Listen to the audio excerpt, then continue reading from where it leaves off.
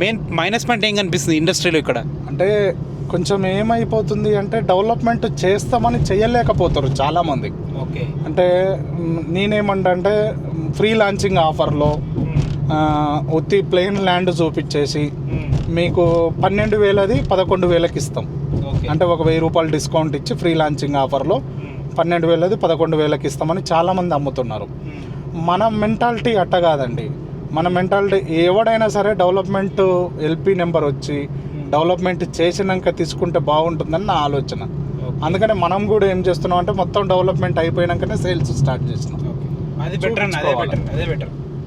ఇప్పుడు నిన్న వర్షం వచ్చింది, నిజంగా కొన్ని వెంచర్స్కి నేను పోతుంటే చూసిన కారు లోపలికి పోతే మళ్ళీ బయటికి రావట్లే, మట్టి రోడ్లు.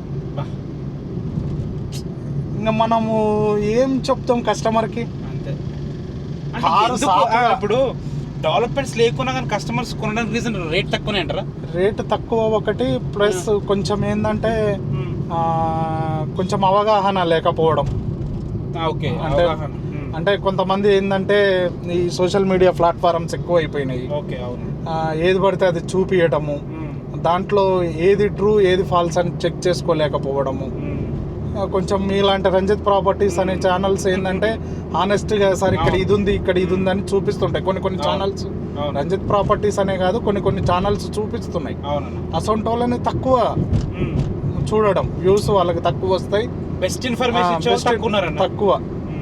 అదొకటి నేను గ్రహించిన అనమాట మార్కెట్లో.